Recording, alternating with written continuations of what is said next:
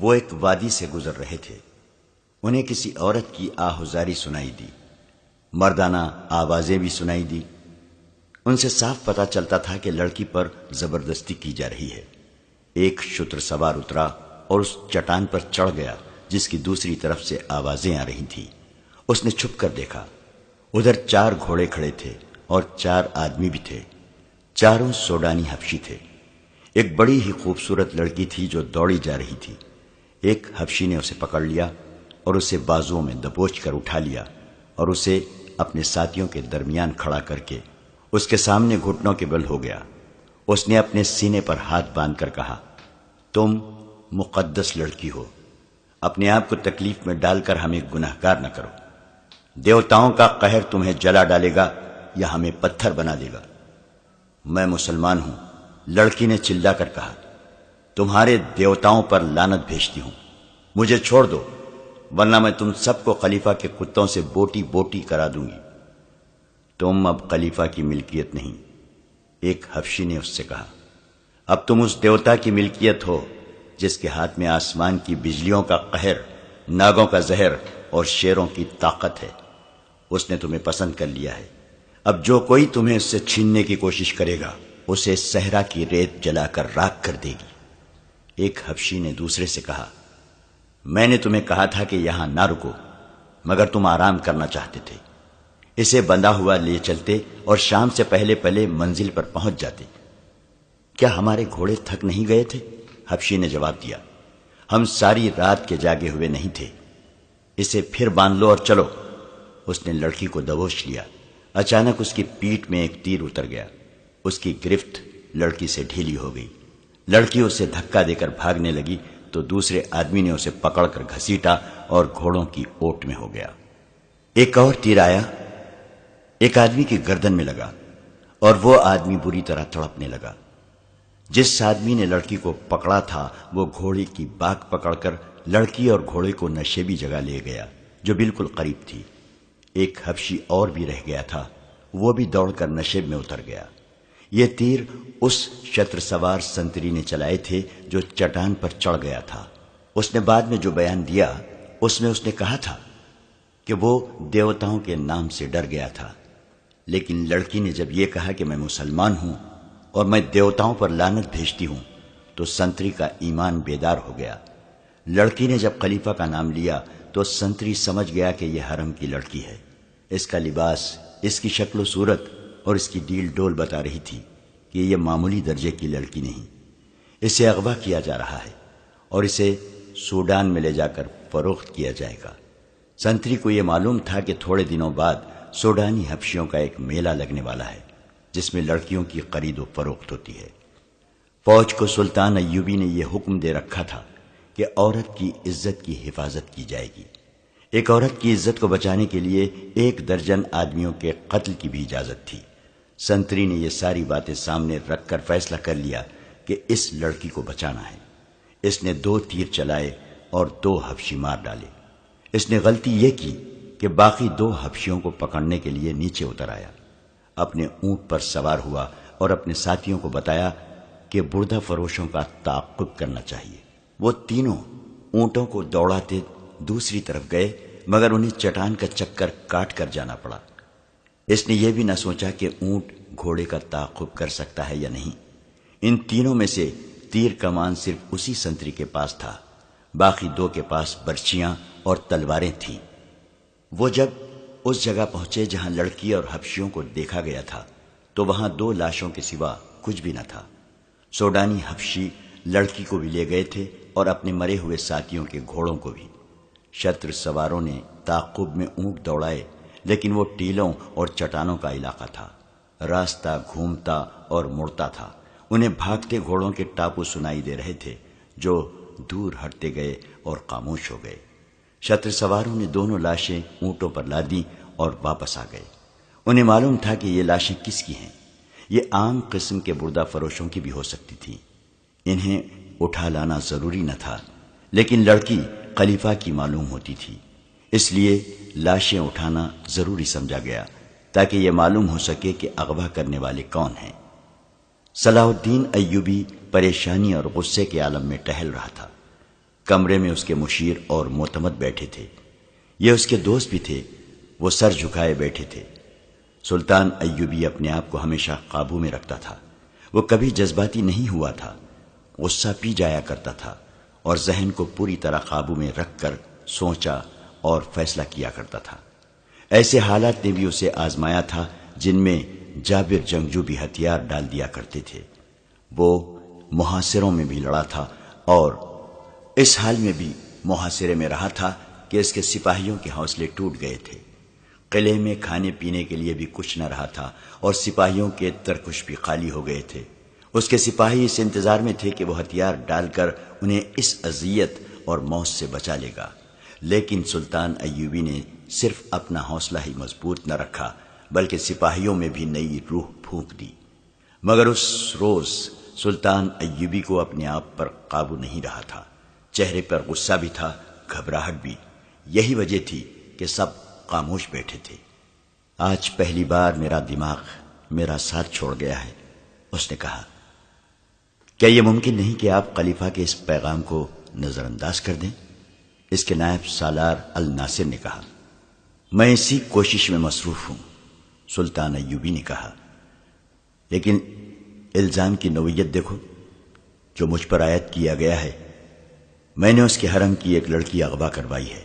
استغفر اللہ، اللہ مجھے معاف کرے، اس نے میری توہین میں کوئی کسر نہیں چھوڑی۔ پیغام بلکہ دھمکی قاصد کی زبانی بھیجی ہے۔ وہ مجھے بلا لیا ہوتا، میرے ساتھ براہ راست بات کرتا۔ میں پھر بھی یہی مشورہ دوں گا کہ آپ اپنے آپ کو ٹھنڈا کیجیے، بہاؤالدین شداد نے کہا۔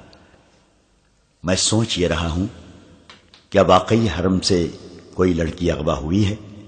سلطان ایوبی نے کہا۔ یہ جھوٹ معلوم ہوتا ہے، اسے پتہ چل گیا ہوگا کہ میں نے خطبے میں سے اس کا نام نکلوا دیا ہے۔ اس کے جواب میں اس نے مجھ پر یہ الزام لگا کر کہ میں نے اس کے حرم کی ایک لڑکی اغوا کرائی ہے، انتقام لینے کی کوشش کی ہے۔ سلطان ایوبی نے عیسیٰ الحکاری فقیہ سے کہا، ایک حکم نامہ مصر کی تمام مسجدوں کے نام جاری کر دو کہ آئندہ کسی مسجد میں خطبے میں خلیفہ کا ذکر نہیں کیا جائے گا۔ آپ اس کے ہاں چلے جائیں اور اس سے بات کریں، الناصر نے کہا۔ اسے صاف الفاظ میں بتا دیں کہ خلیفہ قوم کی عزت کا نشان ہوتا ہے، لیکن اس کا حکم نہیں چل سکتا، خصوصاً اس صورتحال میں جب حالات جنگی ہیں اور دشمن کا خطرہ باہر سے بھی ہے اور اندر سے بھی موجود ہے۔ میں تو یہاں تک مشورہ دوں گا کہ اس کے محافظ دستے کی نفری کم کر دیں، سوڈانی حبشیوں کی جگہ مصری دستہ رکھیں اور اس کے محل کے اخراجات کم کریں۔ میں اس کے نتائج سے آگاہ ہوں، ہمیں مقابلہ کرنا ہی پڑے گا، ہمیں اللہ پر بھروسہ رکھنا چاہیے۔ میں نے ہمیشہ اپنے اللہ پر بھروسہ کیا ہے، سلطان ایوبی نے کہا۔ خدائے ذوالجلال مجھے اس ذلت سے بھی بچا لے گا۔ دربان اندر آیا، سب نے اس کی طرف دیکھا۔ اس نے کہا، صحرا کے گشتی دستے کا کماندار اپنے 3 سپاہیوں کے ساتھ آیا ہے، وہ 2 سوڈانیوں کی لاشیں لائے ہیں۔ سب نے دربان کی مداخلت کو اچھی نظر سے نہ دیکھا۔ اس وقت سلطان ایوبی بڑے ہی اہم اور خفیہ اجلاس میں مصروف تھا، لیکن سلطان نے دربان سے کہا، انہیں اندر بھیج دو۔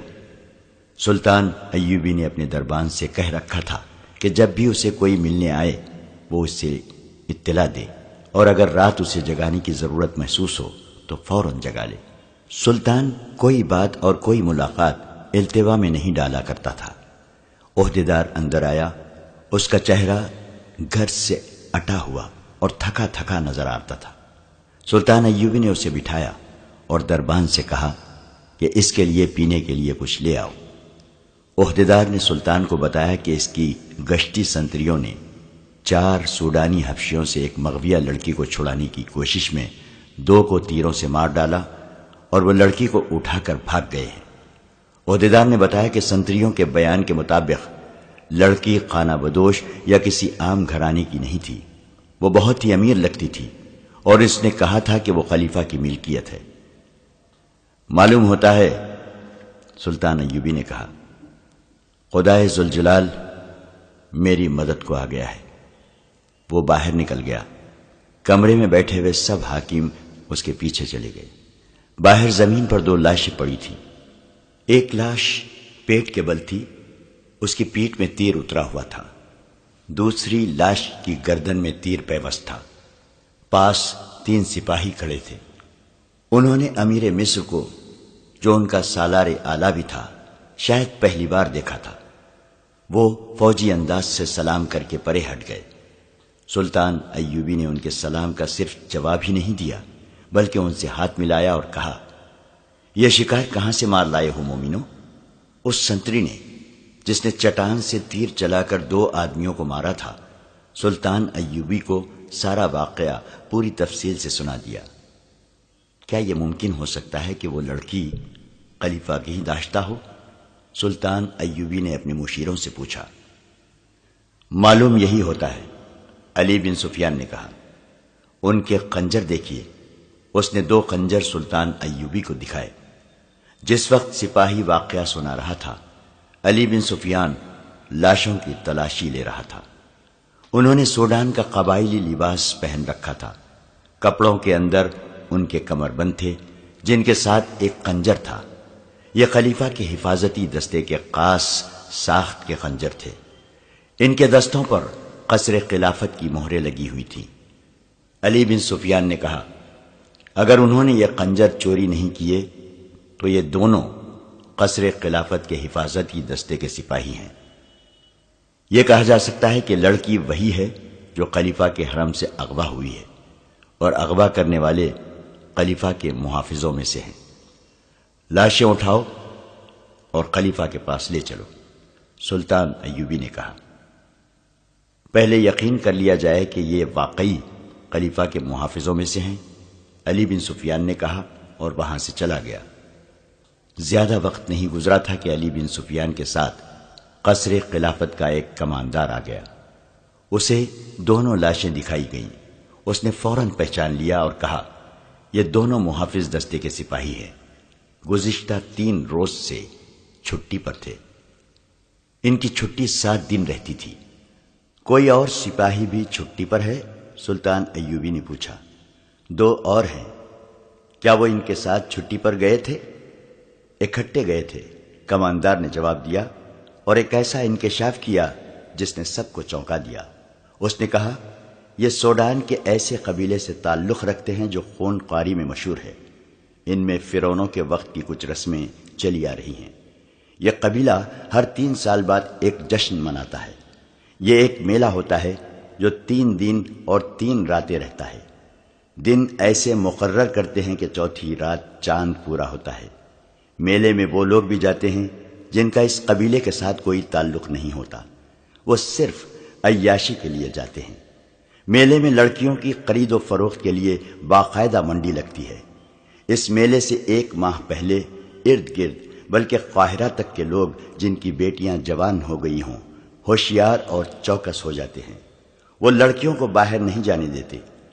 ان دنوں خانہ بدوش بھی اس علاقے سے دور چلے جاتے ہیں۔ لڑکیاں اغوا ہوتی ہیں اور اس میلے میں فروخت ہو جاتی ہیں۔ یہ چاروں سوڈانی اسی میلے کے لیے چھٹی پر گئے ہوئے تھے۔ میلہ 3 روز بعد شروع ہو رہا ہے۔ کیا ان کے متعلق یہ کہا جا سکتا ہے کہ خلیفہ کے حرم کی لڑکی انہوں نے اغوا کی ہوگی؟ علی بن سفیان نے پوچھا۔ میں یقین کے ساتھ نہیں کہہ سکتا، کماندار نے جواب دیا۔ یہ کہہ سکتا ہوں کہ ان دنوں میں اس قبیلے کے لوگ جان کا خطرہ مول لے کر بھی لڑکیاں اغوا کرنے کی کوشش کرتے ہیں، اور یہ خونخوار اتنے ہیں کہ اگر کسی لڑکی کے وارث میلے میں چلے جائیں اور اپنی لڑکی لینے کی کوشش کریں تو انہیں قتل کر دیا جاتا ہے۔ لڑکیوں کے گاہکوں میں مصر کے امیر، وزیر اور حاکم بھی ہوتے ہیں۔ میلے میں ایسے عارضی قہبہ خانے کھل جاتے ہیں جہاں جوا، شراب اور عورت کے شیدائی دولت لٹاتے ہیں۔ اس جشن کی آخری رات بڑی پراسرار ہوتی ہے۔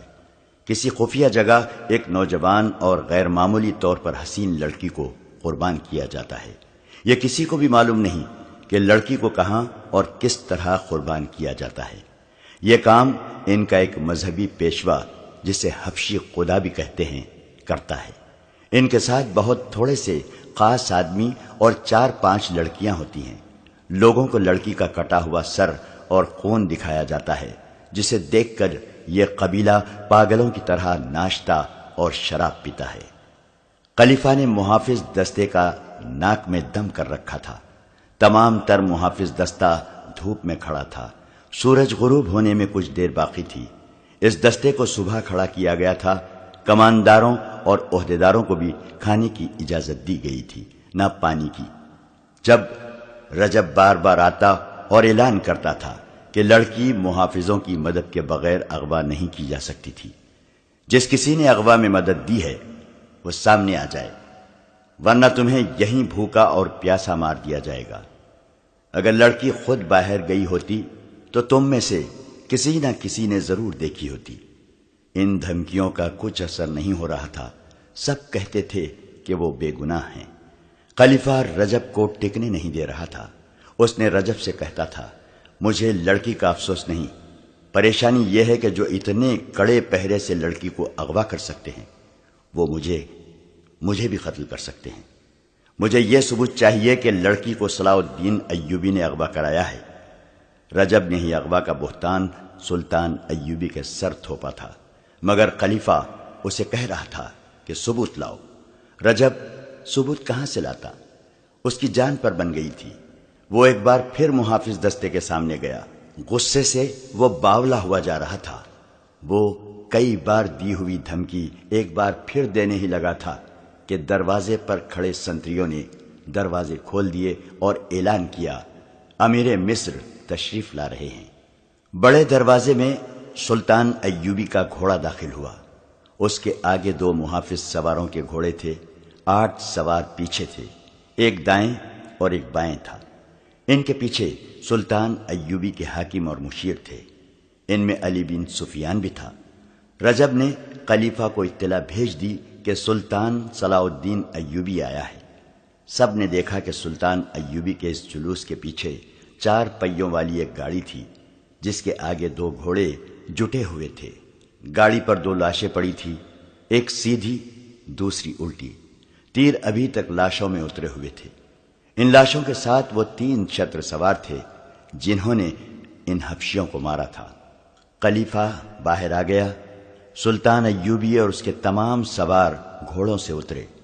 سلطان ایوبی نے اسی احترام کے ساتھ خلیفہ کو سلام کیا جس احترام کا وہ حقدار تھا۔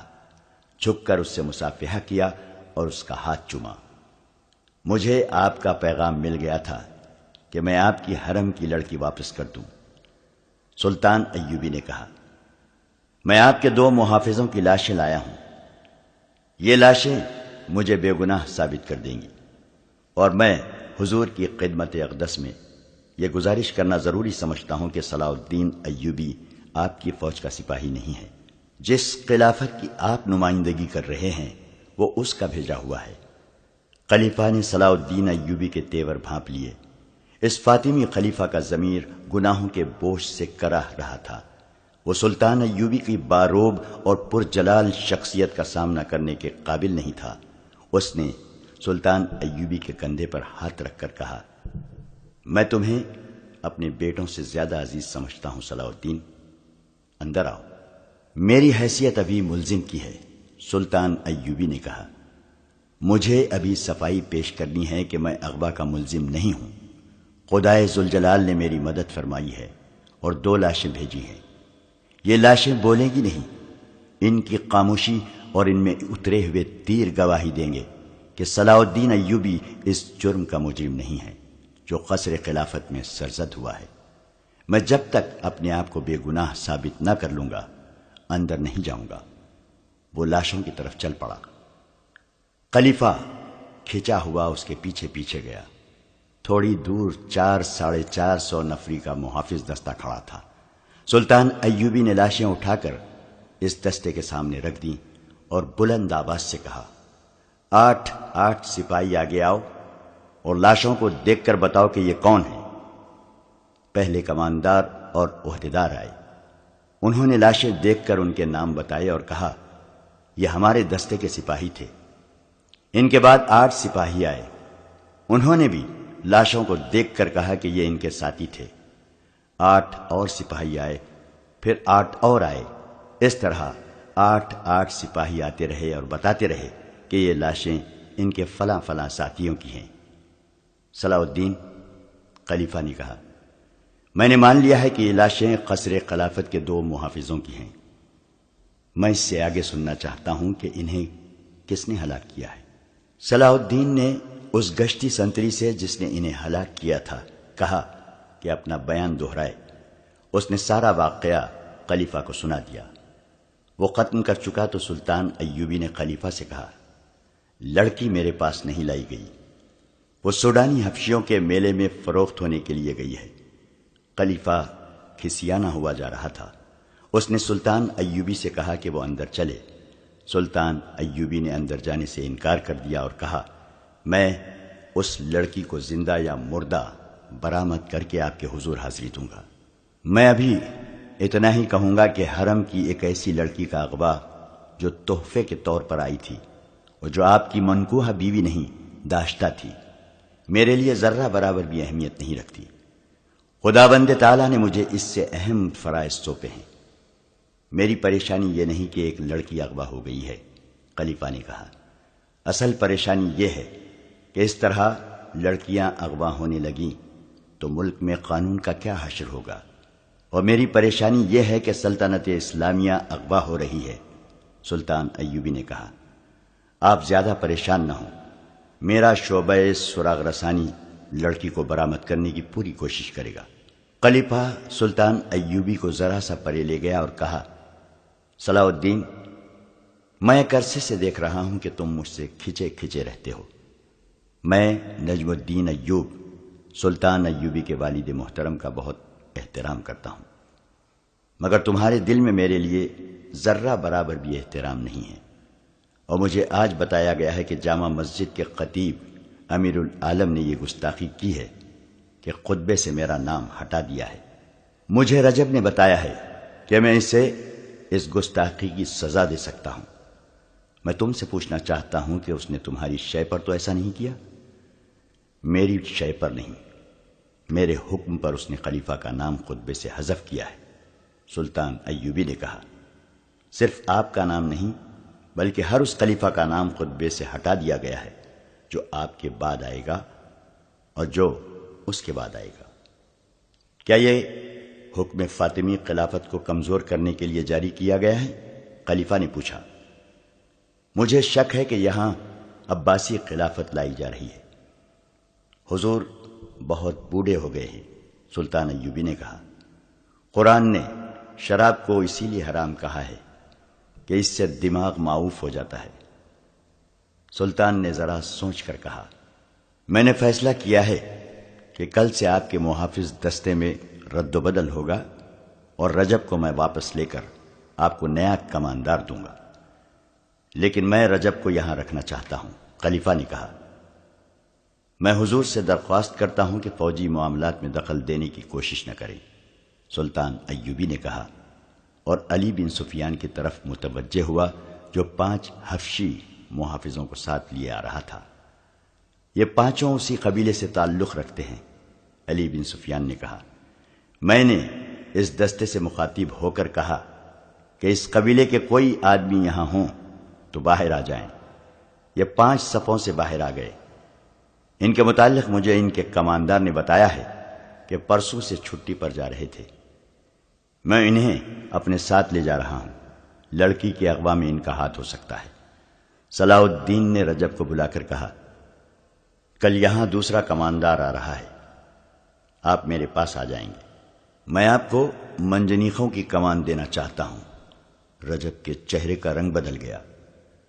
ام ارارہ کو گھوڑے پر ڈالے ہوئے جب وہ 2 حبشی اتنی دور نکل گئے جہاں انہیں تعاقب کا خطرہ نہ رہا تو انہوں نے گھوڑے روک دیے۔ لڑکی ایک بار پھر آزاد ہونے کو تڑپنے لگی۔ حبشیوں نے اس سے کہا، اس کا تڑپنا بیکار ہے، اب اگر اسے وہ آزاد بھی کر دیں تو وہ اس ریگستان سے زندہ نہیں نکل سکے گی۔ انہوں نے یہ بھی کہا کہ وہ اسے بے آبرو نہیں کرنا چاہتے۔ اگر ان کی نیت ایسی ہوتی تو وہ اس کے ساتھ وحشیوں جیسا سلوک کر چکے ہوتے۔ ام ارارہ حیران تھی کہ انہوں نے اسے چھیڑا تک نہیں تھا۔ انہیں تو جیسے احساس ہی نہیں تھا کہ اتنی دلکش لڑکی ان کے رحم و کرم پر ہے۔ ان میں سے ایک نے جو مارا جا چکا تھا، مرنے سے پہلے اس کے سامنے گھٹنوں کے بل بیٹھ کر التجا کی تھی کہ وہ تڑپ تڑپ کر اپنے آپ کو اذیت میں نہ ڈالے۔ ام ارارہ نے ان سے پوچھا کہ اسے کہاں لے جایا جا رہا ہے، تو اسے جواب دیا گیا کہ اسے آسمان کے دیوتا کی ملکہ بنانے کے لیے لے جا رہے ہیں۔ انہوں نے لڑکی کی آنکھوں پر پٹی باندھ دی اور اٹھا کر گھوڑے پر بٹھا دیا۔ اس نے آزاد ہونے کی کوشش ترک کر دی۔ اس نے دیکھ لیا تھا کہ یہ کوشش بے سود ہے۔ گھوڑے چل پڑے اور ام ارارہ ایک حبشی کے آگے گھوڑے پر بیٹھی ہچکولے کھاتی رہی۔ ایک جگہ رک کر اس کے منہ میں پانی ڈالا گیا اور گھوڑے چل پڑے۔ بہت دیر بعد خنکی سے ام ارارہ نے محسوس کیا کہ رات ہو گئی ہے۔ گھوڑے رک گئے۔ اس وقت تک اس نازک لڑکی کا جسم مسلسل گھوڑ سواری سے ٹوٹ چکا تھا۔ دہشت سے اس کا دماغ بیکار ہو گیا تھا۔ اسے گھوڑے رکتے ہی اپنے ارد گرد 3-4 مردوں اور 3 عورتوں کی ملی جلی آوازیں سنائی دینے لگیں۔ یہ زبان اس کی سمجھ سے بالا تھی۔ یہی حبشی راستے میں اس کے ساتھ عربی زبان میں باتیں کرتے تھے۔ ان کا لہجہ عربی نہیں تھا۔ ابھی اس کی آنکھوں سے پٹی نہیں کھولی گئی تھی۔ اس کی تو جیسے زبان بھی بند ہو گئی تھی۔ اسے کسی نے اٹھا کر کسی نرم چیز پر بٹھا دیا۔ یہ پالکی تھی۔ پالکی اوپر کو اٹھی اور اس کا یہ ایک نیا سفر شروع ہو گیا۔ اس کے ساتھ ہی دف کی ہلکی ہلکی گوجدار تھاپ سنائی دینے لگی اور عورتیں گانے لگیں۔ اس گانے کے الفاظ تو وہ سمجھ نہ سکتی تھی۔ اس کی لے میں جادو کا اثر تھا۔ یہ اثر ایسا تھا جس نے ام ارارہ کے خوف میں اضافہ کر دیا، لیکن اس خوف میں ایسا تاثر بھی پیدا ہونے لگا جیسے اس پر نشہ یا خمار طاری ہو رہا ہو۔ رات کی خنکی خمار میں لذت سی پیدا کر رہی تھی۔ ام ارارہ نے یہ چاہتے ہوئے کہ وہ پالکی سے کود جائے اور بھاگ اٹھے اور یہ لوگ اسے جان سے مار دیں، اس نے ایسی جرأت نہ کی۔ وہ محسوس کر رہی تھی کہ وہ ان انسانوں کے قبضے میں نہیں بلکہ کوئی اور ہی طاقت ہے جس نے اس پر قابو پا لیا ہے، اور اب وہ اپنی مرضی سے کوئی حرکت نہیں کر سکے گی۔ وہ محسوس کرنے لگی کہ پالکی بردار سیڑھیاں چڑھ رہے ہیں۔ وہ چڑھتے گئے۔ کم و بیش 30 سیڑھیاں چڑھ کر وہ ہموار چلنے لگے اور چند قدم چل کر رک گئے۔ پالکی زمین پر رکھ دی گئی۔ ام ارارہ کی آنکھوں سے پٹی کھول کر کسی نے اس کی آنکھوں پر ہاتھ رکھ لیے۔ تھوڑی دیر بعد ان ہاتھوں کی انگلیاں کھلنے لگیں اور لڑکی کو روشنیاں دکھائی دینے لگیں۔ آہستہ آہستہ ہاتھ اس کی آنکھوں سے ہٹ گئے۔ وہ ایک ایسی عمارت میں کھڑی تھی جو ہزاروں سال پرانی نظر آتی تھی۔ گول ستون اوپر تک چلے گئے تھے۔ ایک وسیع ہال تھا جس پر فرش روشنیوں میں چمک رہا تھا۔ دیواروں کے ساتھ ڈنڈے سے لگے ہوئے تھے اور ڈنڈوں کے سروں پر مشلوں کے شعلے تھے۔ اندر کی فضا میں ایسی خوشبو تھی جس کی مہک اس کے لیے نئی تھی۔ دف کی ہلکی ہلکی تھاپ اور عورتوں کا گیت اسے سنائی دے رہا تھا۔ یہ تھاپ اور یہ لے حال میں ایسی گونج پیدا کر رہی تھی جس میں خواب کا تاثر تھا۔ اس نے سامنے دیکھا، ایک چبوترا تھا جس کی 8-10 سیڑھیاں تھیں۔ چبوترے پر پتھر کے بت کا منہ اور سر تھا۔ اس کی ٹھوڈی کے نیچے تھوڑی سی گردن تھی، تھوڑی سی ماتھے تک۔ یہ پتھر کا چہرہ قداور انسان سے بھی 1.5-2 فٹ اونچا تھا۔ منہ کھلا ہوا تھا جو اتنا چوڑا تھا کہ ایک آدمی ذرا سا جھک کر اس میں داخل ہو سکتا تھا۔ منہ میں سفید دانت بھی تھے۔ یوں لگتا تھا جیسے یہ چہرہ قہقہ لگا رہا ہو۔ اس کے دونوں کانوں سے ڈنڈے نکلے ہوئے تھے جن کے باہر والے سروں پر مشعلیں جل رہی تھیں۔ اچانک اس کی آنکھیں جو کم و بیش گز گز بھر چوڑی تھیں چمکنے لگی۔ ان میں روشنی پھوٹنے لگی۔ عورتوں کے گیت کی لے بدل گئی۔ دف کی تھاپ میں جوش پیدا ہو گیا۔ پتھر کے منہ کے اندر روشنی ہو گئی۔ لمبے لمبے سفید چوٹے پہنے ہوئے 2 آدمی جھک کر منہ سے باہر آئے۔ منہ کے آگے 3 سیڑھیاں تھیں۔ ان آدمیوں کے رنگ سیاہ اور سروں پر پرندوں کے لمبے لمبے رنگا رنگ پر بندھے ہوئے تھے۔ منہ سے باہر آ کر ایک دائیں طرف اور ایک بائیں طرف کھڑا ہو گیا۔ مان بعد پتھر کے منہ میں ایک اور آدمی نمودار ہوا۔ وہ بھی جھک کر باہر آیا۔ وہ ذرا بوڑھا لگتا تھا۔ اس کا چوغا سرخ رنگ کا تھا اور اس کے سر پر تاج تھا۔ ایک سانپ جو مصنوعی تھا اس کے دائیں کندھے پر کنڈلی مارے اور پھن پھیلائے بیٹھا تھا، اور ایک بائیں کندھے پر۔ دونوں سانپوں کے رنگ سیاہ تھے۔ ام ارارہ پر ایسا روب طاری ہوا کہ وہ سن ہو کے کھڑی رہی۔ یہ آدمی جو اس قبیلے کا مذہبی پیشوا یا پروہت تھا، چبوترے کی سیڑھیاں اتر آیا۔ وہ آہستہ آہستہ ام ارارہ تک آیا اور دونوں گھٹنے فرش پر رکھ کر اس نے لڑکی کے دونوں ہاتھ اپنے ہاتھوں میں لے کر چوم لیے۔ اس نے لڑکی سے عربی زبان میں کہا، تم ہو وہ خوش نصیب لڑکی جسے میرے دیوتا نے پسند کیا ہے، میں تمہیں مبارکباد پیش کرتا ہوں۔ ام ارارہ بیدار ہو گئی۔ اس نے روتے ہوئے کہا، میں کسی دیوتا کو نہیں مانتی۔ اگر تم دیوتاؤں کو مانتے ہو تو میں تمہیں انہی کا واسطہ دے کر کہتی ہوں کہ مجھے چھوڑ دو۔ مجھے یہاں کیوں لائے ہو؟ یہاں جو بھی آتی ہے یہی کہتی ہے، پروہت نے کہا، لیکن اس پر اس مقدس جگہ کا راز کھلتا ہے تو کہتی ہے کہ میں یہاں سے جانا نہیں چاہتی۔ میں جانتا ہوں تم مسلمانوں کے خلیفہ کی محبوبہ ہو، مگر جس نے تمہیں پسند کیا ہے اس کے آگے دنیا کے خلیفے اور آسمانوں کے فرشتے سجدے کرتے ہیں۔ تم جنت میں آ گئی ہو۔ اس نے چوغے کے اندر سے ایک پھول نکالا اور ام ارارہ کی ناک کے ساتھ لگا دیا۔ ام ارارہ حرم کی شہزادی تھی۔ اس نے ایسے ایسے عطر سونگے تھے جو اس جیسی شہزادیوں کے سوا اور کوئی خواب میں بھی نہیں سونگ سکتا تھا، مگر اس پھول کی بو اس کے لیے انوکھی تھی۔ یہ بو اس کی روح تک اتر گئی۔ اس کی سوچوں کا رنگ ہی بدل گیا، اس کی نظروں کے زاویے بدل گئے۔ پروہت نے کہا، یہ دیوتا کا تحفہ ہے، اور اس نے پھول اس کی ناک سے ہٹا لیا۔ ام ارارہ نے ہاتھ آہستہ آہستہ آگے کیا اور پروہت کا پھول والا ہاتھ پکڑ کر اپنی ناک کے قریب لے آئی۔ پھول سونگ کر خمار آلود آواز میں بولی، کتنا دل نشین تحفہ ہے، آپ یہ مجھے دیں گے نہیں؟ کیا تم نے تحفہ قبول کر لیا ہے؟ پروہت نے پوچھا۔ اس کے ہونٹوں پر مسکراہٹ تھی۔ ہاں، ام ارارہ نے جواب دیا، میں نے یہ تحفہ قبول کر لیا ہے۔ اس نے پھول کو ایک بار پھر سونگا اور اس نے آنکھیں بند کر لی، جیسے اس کی مہک کو اپنے وجود میں جذب کرنے کی کوشش کر رہی ہو۔ دیوتا نے بھی تمہیں قبول کر لیا ہے، پروہت نے کہا اور پوچھا، تم اب تک کہاں تھی؟ لڑکی اس سوچ میں پڑ گئی جیسے کچھ یاد کرنے کی کوشش کر رہی ہو۔ سر ہلا کر بولی، میں یہیں تھی۔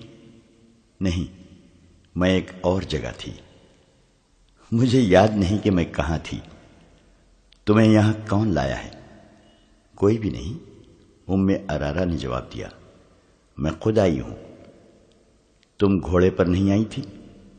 نہیں، لڑکی نے جواب دیا، میں اڑتی ہوئی آئی ہوں۔ کیا راستے میں صحرا اور پہاڑ اور جنگل اور ویرانے نہیں تھے؟ نہیں تو، لڑکی نے بچوں کی سی شوخی سے جواب دیا، ہر طرف سبزہ زار اور پھول تھے۔ تمہاری آنکھوں پر کسی نے پٹی نہیں باندھی تھی؟ پٹی؟ نہیں تو، لڑکی نے جواب دیا، میری آنکھیں کھلی ہوئی تھی اور میں نے رنگ برنگے پرندے دیکھے تھے، پیارے پیارے پرندے۔ پروہت نے اپنی زبان میں بلند آواز سے کچھ کہا۔ ام ارارہ کے عقب سے 4 لڑکیاں آئیں، انہوں نے اس کے کپڑے اتار دیے۔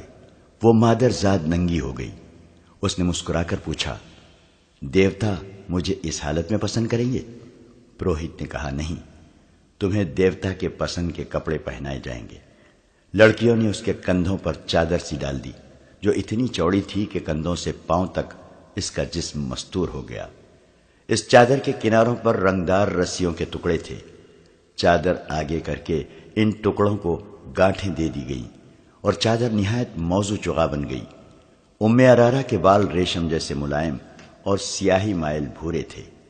ایک لڑکی نے اس کے بالوں میں کنگھی کر کے اس کے شانوں پر پھیلا دیے اور اس کا حسن اور زیادہ بڑھ گیا۔ پروہت نے اسے مسکرا کر دیکھا اور گھوم کر پتھر کے محیب چہرے کی طرف چل پڑا۔ 2 لڑکیوں نے ام ارارہ کے ہاتھ تھام لیے اور پروہت کے پیچھے پیچھے چل پڑی۔ ام ارارہ شہزادیوں کی طرح چل پڑی۔ اس نے ادھر ادھر نہیں دیکھا کہ ماحول کیسا ہے، اس کی چال میں اور ہی شان تھی۔ عورتوں کا راگ اسے پہلے سے زیادہ طلسماتی اور پرسوز معلوم ہونے لگا۔ وہ پروہت کے پیچھے ہاتھ لڑکیوں کے ہاتھوں پر رکھے چبوترے کی سیڑھیاں چڑھنے لگی۔ پروہت پتھر کے پہاڑ جیسے چہرے کے منہ میں داخل ہو گیا۔ ارارا بھی 3 سیڑھیاں چڑھ کر پتھر کے منہ میں جھک کر داخل ہو گئی۔ دونوں لڑکیاں وہیں کھڑی رہیں۔ ارارا کا ہاتھ پروہت نے تھام لیا۔ منہ کی چھت اتنی اونچی تھی کہ وہ سیدھے چل رہے تھے۔ حلق میں پہنچے تو آگے سیڑھیاں تھیں۔ وہ سیڑھیاں اتر گئے۔ یہ ایک تہہ خانہ تھا جہاں قندیلیں روشن تھیں۔ اس کمرے میں بھی مہک تھی۔ یہ کمرہ کشادہ نہیں تھا، چھت اونچی نہیں تھی، اس کی دیواریں اور چھت درختوں کے پتوں اور پھولوں سے ڈھکی ہوئی تھی۔ فرش پر ملائم گھاس اور گھاس پر پھول بچھے ہوئے تھے۔ ایک کونے میں خوشنما سراہی اور پیالے رکھے تھے۔ پروہت نے سراہی سے 2 پیالے بھرے، ایک ارارا کو دیا۔ دونوں نے پیالے ہونٹوں سے لگائے اور خالی کر دیے۔ دیوتا کب آئے گا؟ ارارا نے پوچھا۔ تم نے ابھی اسے پہچانا نہیں؟ پروہت نے کہا۔ تمہارے سامنے کون کھڑا ہے؟ ارارا اس کے پاؤں میں بیٹھ گئی اور بولی، ہاں میں نے پہچان لیا ہے۔ تم وہ نہیں ہو جسے میں نے اوپر دیکھا تھا۔ تم نے مجھے قبول کر لیا ہے؟ ہاں، پروہت نے کہا، آج سے تم میری دلہن ہو۔ میں آپ کو اور کچھ نہیں بتا سکتا۔ میرے باپ نے مجھے بتایا تھا کہ پروہت لڑکی کو پھول سنگھاتا ہے جس کی خوشبو سے لڑکی کے ذہن سے نکل جاتا ہے کہ وہ کیا تھی، کہاں سے آئی ہے اور کس طرح لائی گئی ہے۔ وہ پروہت کی لونڈی بن جاتی ہے اور اسے دنیا کی گندی چیزیں بھی خوبصورت دکھائی دیتی ہیں۔ پروہت 3 راتیں اسے اپنے ساتھ تہہ خانے میں رکھتا ہے۔ یہ انکشاف ان 5 سوڈانی حبشیوں میں سے ایک علی بن سفیان کے سامنے کر رہا تھا، جنہیں اس نے خلیفہ کے محافظ دستے میں سے نکالا تھا۔ یہ 5 اسی قبیلے میں سے تھے جس قبیلے کے وہ 4 تھے جنہوں نے ارارا کو اغوا کیا تھا۔ اپنے ساتھ لے جا کر علی بن سفیان نے ان 5 سے کہا تھا کہ چونکہ وہ اسی قبیلے کے ہیں جو تیسرے سال کے آخر میں جشن مناتا ہے اور وہ چھٹی پر جا رہے تھے، اس لیے انہیں معلوم ہوگا کہ لڑکی کس طرح اغوا ہوئی ہے۔ ان 5 نے کہا کہ انہیں اغوا کا علم ہی نہیں۔ علی بن سفیان نے انہیں یہ لالچ بھی دیا کہ وہ سچ بتا دیں گے تو انہیں کوئی سزا نہیں دی جائے گی۔ پھر بھی وہ لا علمی کا اظہار کر رہے تھے۔ یہ قبیلہ وحشیانہ مزاج اور خونخواری کی وجہ سے مشہور تھا۔ انہیں سزا کا ڈر ذرہ برابر بھی نہ تھا۔ 5 بہت دلیری سے انکار کر رہے تھے۔ آخر علی بن سفیان کو وہ طریقے آزمانے پڑے جو پتھر کو بھی پگھلا دیتے ہیں۔ 5 کو الگ الگ کر کے علی بن سفیان انہیں اس جگہ لے گیا جہاں چیخیں اور آہ و بکا کوئی نہیں سنتا تھا۔ مسلسل اذیت اور تشدد سے کوئی ملزم مر جائے تو کسی کو پرواہ نہیں ہوتی تھی۔ یہ 5 سوڈانی بڑے ہی سخت جان معلوم ہوتے تھے۔ وہ رات بھر اذیت سہتے رہے۔ علی بن سفیان رات بھر جاگتا رہا۔ آخر انہیں اس امتحان میں ڈالا گیا جو آخری حربہ سمجھا جاتا تھا۔ یہ تھا چکر شکنجا۔ رہٹ کی طرح چوڑے اور بہت بڑے پہیے پر ملزم کو الٹا لٹا کر ہاتھ رسیوں سے چکر کے ساتھ باندھ دیے جاتے اور پاؤں ٹخنوں سے رسیاں ڈال کر فرش میں گاڑے ہوئے کیلوں سے کس دیے جاتے تھے۔ پہیے کو ذرا سا آگے چلایا جاتا تو ملزم کے بازو کندھوں سے اور ٹانگیں کولہوں سے الگ ہونے لگتی تھیں۔ بعض اوقات ملزم کو کھینچ کر پہیے کو ایک جگہ روک لیا جاتا تھا۔ اذیت کا یہ طریقہ ملزموں کو بے ہوش کر دیتا تھا۔ سحر کے وقت ایک ادھیڑ عمر حبشی نے علی بن سفیان سے کہا، میں سب کچھ جانتا ہوں لیکن دیوتا کے ڈر سے نہیں بتاتا۔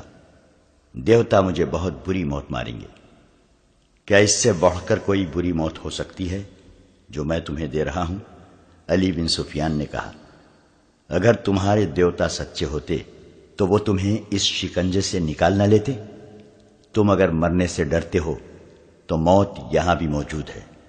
تم بات کرو، میرے ہاتھ میں ایک ایسا دیوتا ہے جو تمہیں تمہارے دیوتا سے بچا لے گا۔ یہ سوڈانی حبشی کئی بار بے ہوش ہو چکا تھا۔ اسے دیوتا تو نہیں، موت صاف نظر آ رہی تھی۔ علی بن سفیان نے اس کی زبان کھول لی، اسے شکنجے سے کھول کر کھلایا پلایا اور آرام سے لٹا دیا۔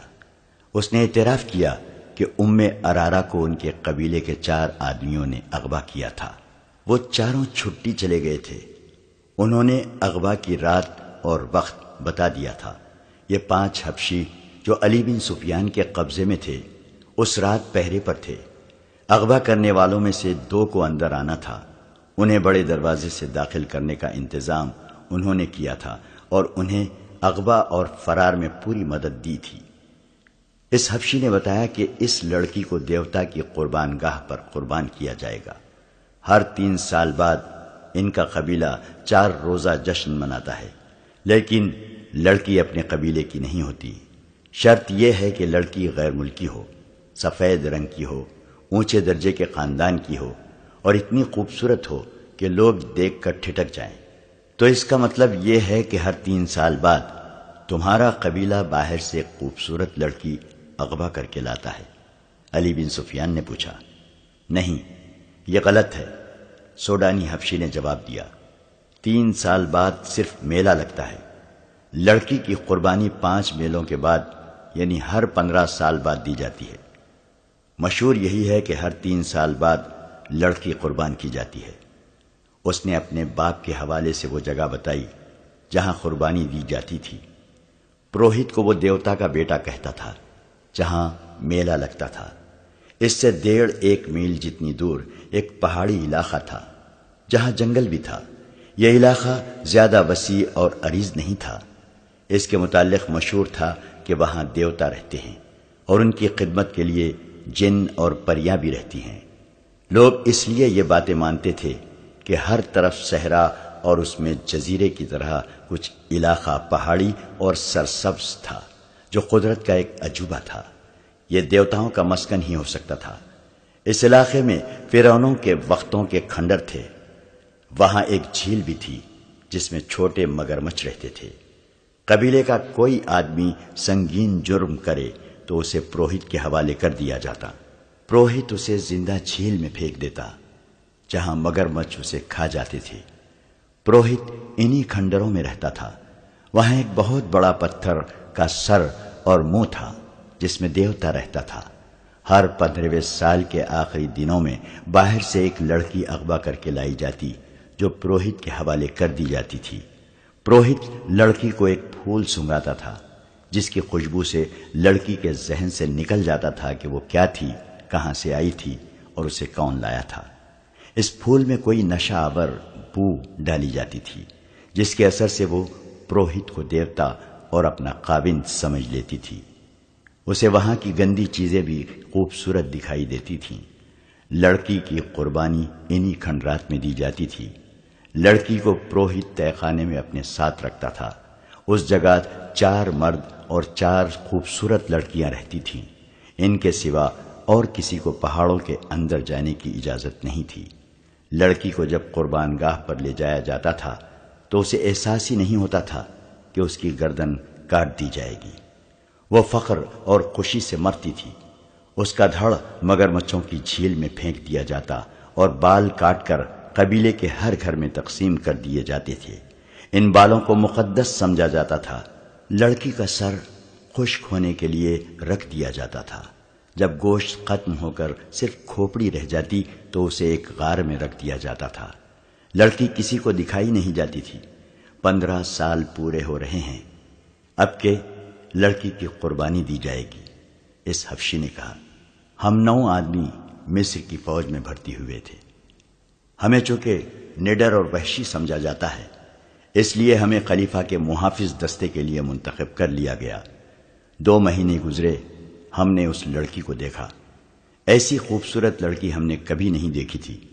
ہم سب نے فیصلہ کر لیا کہ اس لڑکی کو اٹھا لے جائیں گے اور قربانی کے لیے پیش کریں گے۔ ہمارے ایک ساتھی نے، جو کل مارا گیا ہے، اپنے گاؤں جا کر قبیلے کے بزرگ کو بتا دیا تھا کہ اس بار قربانی کے لیے ہم لڑکی لائیں گے۔ ہم نے لڑکی کو اغوا کر لیا۔ یہ قصہ صلاح الدین ایوبی کو سنایا گیا تو وہ گہری سوچ میں کھو گیا۔ علی بن سفیان اس کے حکم کا منتظر تھا۔ سلطان ایوبی نے نقشہ دیکھا اور کہا، اگر جگہ یہ ہے تو یہ ہماری عملداری سے باہر ہے۔ تم نے شہر کے پرانے لوگوں سے جو معلومات حاصل کی ہیں ان سے یہ ثابت ہوتا ہے کہ فرعون تو صدیاں گزرے مر گئے ہیں، لیکن فرعونیت ابھی باقی ہے۔ بحیثیت مسلمان ہم پر یہ فرض عائد ہوتا ہے کہ ہم اگر دور نہ پہنچ سکیں تو قریبی پڑوس سے تو کفر اور شرک کا خاتمہ کریں۔ آج تک معلوم نہیں کتنے والدین کی معصوم بیٹیاں قربان کی جا چکی ہیں، اور اس میلے میں کتنی بیٹیاں اغوا ہو کر فروخت ہو جاتی ہیں۔ ہمیں دیوتاؤں کا تصور ختم کرنا ہے۔ لوگوں کو دیوتاؤں کا تصور دے کر نام نہاد مذہبی پیشوا لڑکیاں اغوا کروا کے بدکاری اور عیاشی کرتے ہیں۔ میرے مخبروں کی اطلاعوں نے یہ بیہودہ انکشاف کیا ہے کہ ہماری فوج کے کئی کماندار اور مصر کے پیسے والے لوگ اس میلے میں جاتے اور لڑکیاں خریدتے یا چند دنوں کے لیے کرائے پر لاتے ہیں۔ علی بن سفیان نے کہا، کردار کی تباہی کے علاوہ یہ خطرہ بھی ہے کہ سوڈانیوں کی برطرف فوج کے عسکری اس میلے میں زیادہ تعداد میں جاتے ہیں۔ ہماری فوج اور ہمارے دوسرے لوگوں کا سوڈانی سابقہ فوجیوں کے ساتھ ملنا جلنا اور جشن منانا ٹھیک نہیں ہے۔ یہ مشترکہ تفریح ملک کے لیے خطرناک ثابت ہو سکتی ہے۔ علی بن سفیان نے ذرا جھجک کر کہا، اور لڑکی کو قربان ہونے سے پہلے بچانا اور خلیفہ کے حوالے کرنا اس لیے بھی ضروری ہے کہ اسے معلوم ہو جائے کہ اس نے آپ پر اغوا کا جو الزام عائد کیا ہے وہ کتنا بے بنیاد اور لغو ہے۔ مجھے اس کی کوئی پرواہ نہیں علی، سلطان ایوبی نے کہا، میری توجہ اپنی ذات پر نہیں۔ مجھے کوئی کتنا ہی حقیر کہے، میں اسلام کی عظمت کے فروغ اور تحفظ کو بھول نہیں سکتا۔ میری ذات کچھ بھی نہیں، اور تم بھی یاد رکھو علی، اپنی ذات سے توجہ ہٹا کر سلطنت کے استحکام اور فلاح و بہبود پر مرکوز کر دو۔ اسلام کی عظمت کا امین خلیفہ ہوا کرتا تھا، مگر وقت گزرنے کے ساتھ ساتھ خلیفہ اپنی ذات میں گم ہوتے گئے اور اپنے نفس کا شکار ہو گئے۔ اب ہماری خلافت اسلام کی بہت بڑی کمزوری بن گئی ہے۔ صلیبی ہماری اس کمزوری کو استعمال کر رہے ہیں۔ اگر تم کامیابی سے اپنے فرائض نبھانا چاہتے ہو تو اپنی ذات اور اپنے نفس سے دستبردار ہو جاؤ۔ خلیفہ نے مجھ پر جو الزام عائد کیا ہے اسے میں نے بڑی مشکل سے برداشت کیا ہے۔ میں اونچے وار کا جواب دے سکتا تھا، مگر میرا وار بھی اونچا ہوتا، پھر میں ذاتی سیاست بازی میں الجھ جاتا۔ مجھے خطرہ یہی نظر آ رہا ہے کہ ملت اسلامیہ کسی دور میں جا کر اپنے ہی حکمرانوں کی ذاتی سیاست بازیوں، خود پسندی، نفس پرستی اور اقتدار کی ہوس کی نظر ہو جائے گی۔ گستاخی کی معافی چاہتا ہوں محترم امیر، علی بن سفیان نے کہا۔ اگر آپ اس لڑکی کو قربان ہونے سے بچانا چاہتے ہیں تو حکم صادر فرمائیے۔ وقت بہت تھوڑا ہے، پرسوں سے میلہ شروع ہو رہا ہے۔ فوج میں یہ حکم فوراً پہنچا دو کہ اس میلے میں کسی فوجی کو شریک ہونے کی اجازت نہیں ہے۔ سلطان ایوبی نے نائب سالار کو بلا کر کہا، خلاف ورزی کرنے والے کو اس کے عہدے اور رتبے سے قطع نظر 50 کوڑے سر عام لگائے جائیں گے۔ اس حکم کے بعد اسکیم بننے لگی۔ متعلقہ حکام کو سلطان ایوبی نے بلا لیا تھا۔ اس نے سب سے کہا تھا کہ ہمارا مقصد یہ ہے کہ اس طلسم کو توڑنا ہے۔ یہ جگہ فرعونیت کی آخری نشانی معلوم ہوتی ہے۔ پہلے فوج کشی زیر بحث آئی، جو اس وجہ سے خارج از بحث کر دی گئی کہ اسے اس قبیلے کے لوگ اپنے اوپر باقاعدہ حملہ سمجھیں گے۔ لڑائی ہوگی جس میں میلہ دیکھنے والے بے گناہ لوگ بھی مارے جائیں گے، اور عورتوں اور بچوں کے مارے جانے کا بھی خطرہ ہے۔ یہ حل بھی پیش کیا گیا کہ اس سوڈانی حبشی کو رہنما کے طور پر ساتھ رکھا جائے اور اس جگہ چھاپا مار بھیجے جائیں جہاں لڑکی کو قربان کیا جائے گا۔ سلطان ایوبی نے حبشی کو ساتھ لے جانا پسند نہیں کیا کیونکہ دھوکے کا خطرہ تھا۔ اس وقت تک سلطان ایوبی کے حکم کے مطابق چھاپا ماروں اور شب کو مارنے والوں کا ایک دستہ تیار کیا جا چکا تھا۔ اسے مسلسل جنگی مشقوں سے تجربہ کار بنا دیا گیا تھا کہ وہ جابازوں کا دستہ تھا جنہیں جذبے کے لحاظ سے اس قدر پختہ بنا دیا گیا تھا کہ وہ اس پر فخر محسوس کرنے لگے کہ انہیں جس مہم پر بھیجا جائے گا اس سے وہ زندہ واپس نہیں آئیں گے۔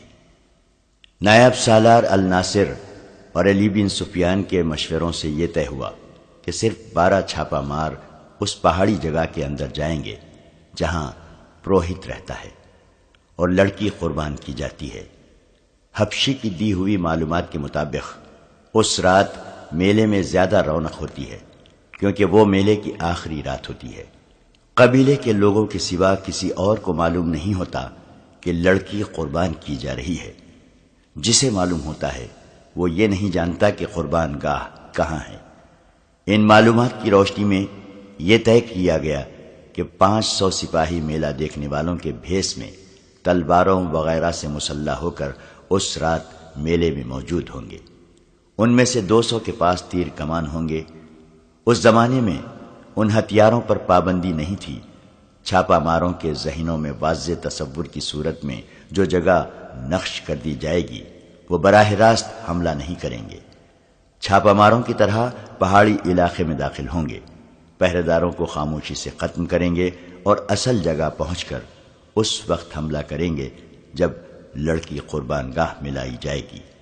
اس سے قبل حملے کا یہ نقصان ہو سکتا ہے کہ لڑکی کو تہہ خانے ہی میں غائب یا ختم کر دیا جائے گا۔ یہ معلوم ہو گیا تھا کہ قربانی آدھی رات کے وقت پورے چاند میں دی جاتی ہے۔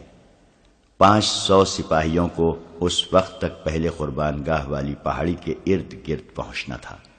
چھاپا ماروں کے لیے گھیرے میں آ جانے یا مہم میں ناکام ہونے کی صورت میں یہ ہدایت دی گئی کہ وہ فلیتے والا ایک آتشی تیر اوپر کو چلائیں گے۔ اس تیر کا شعلہ دیکھ کر یہ 500 نفری حملہ کر دے گی۔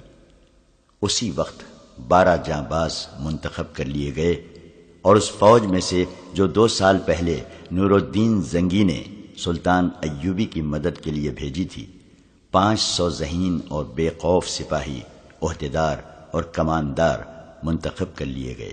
یہ لوگ عرب سے آئے تھے۔ مصر اور سوڈان کی سیاست بازیوں اور عقائد کا ان پر کچھ اثر نہ تھا۔ وہ صرف اسلام سے آگاہ تھے اور یہی ان کا عقیدہ تھا۔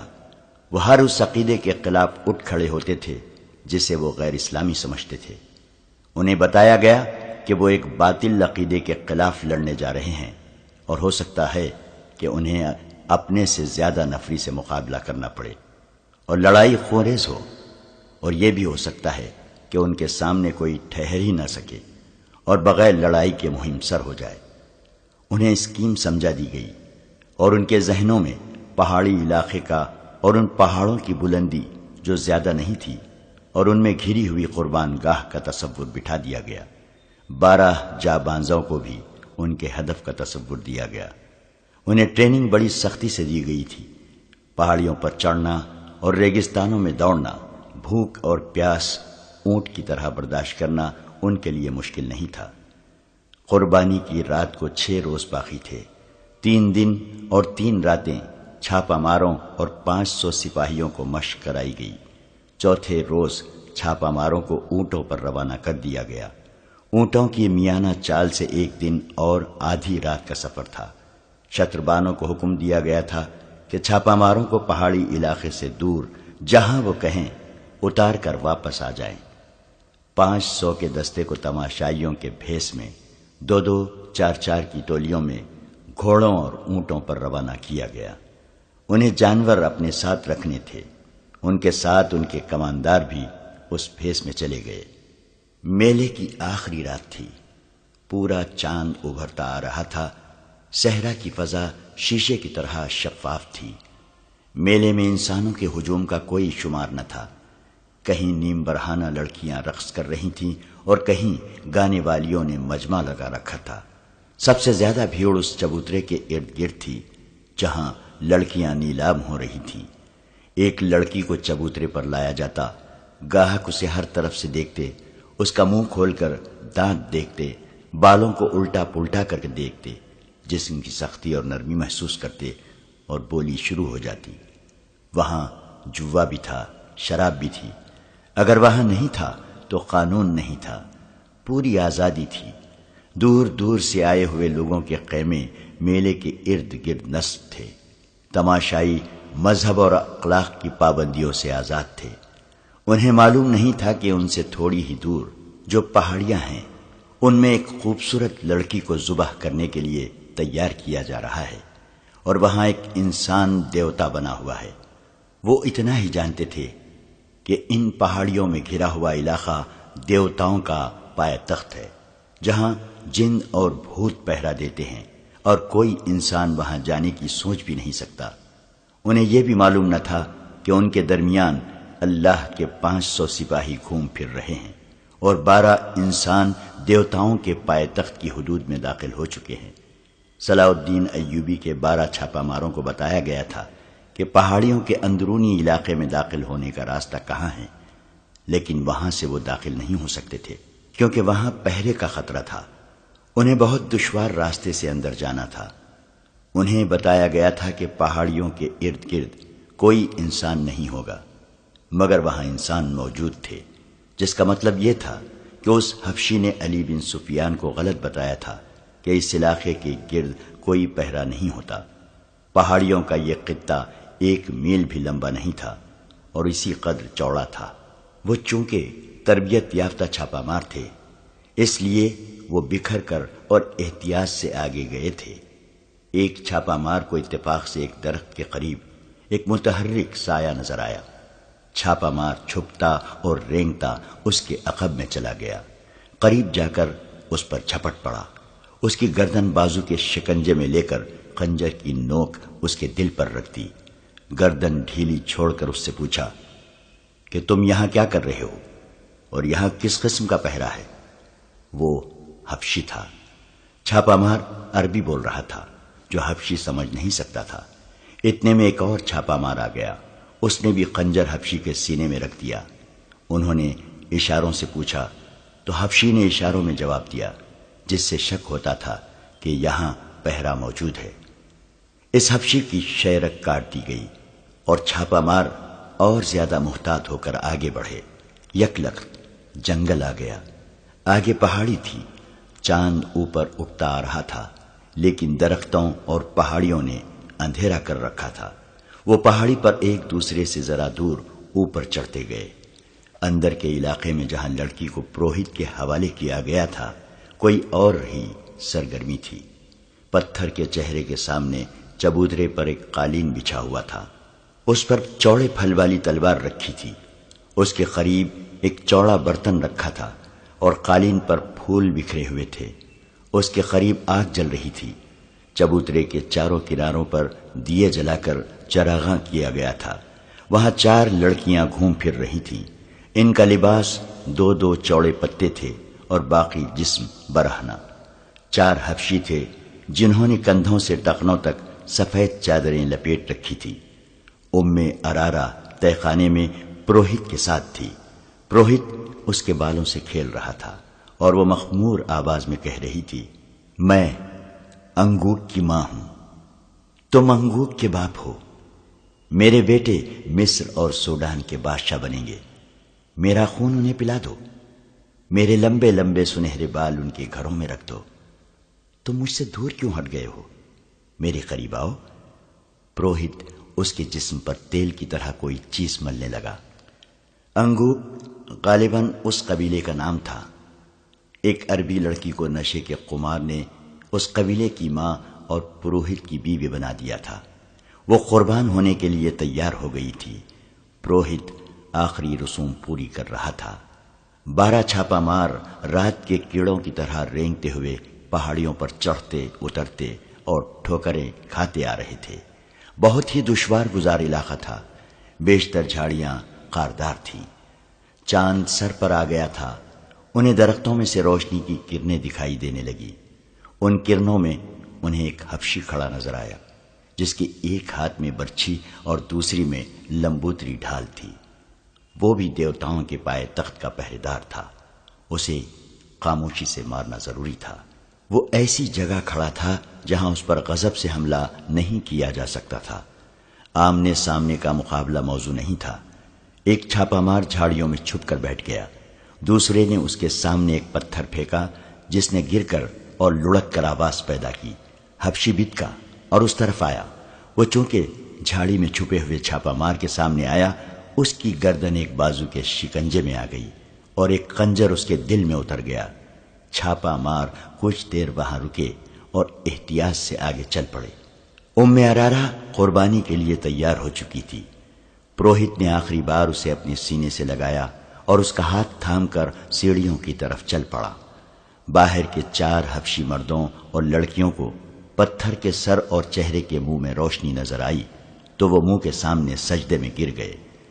پروہت نے اپنی زبان میں ایک اعلان کیا اور منہ سے اتر آیا۔ ام ارارہ اس کے ساتھ تھی۔ اسے وہ قالین پر لے گیا۔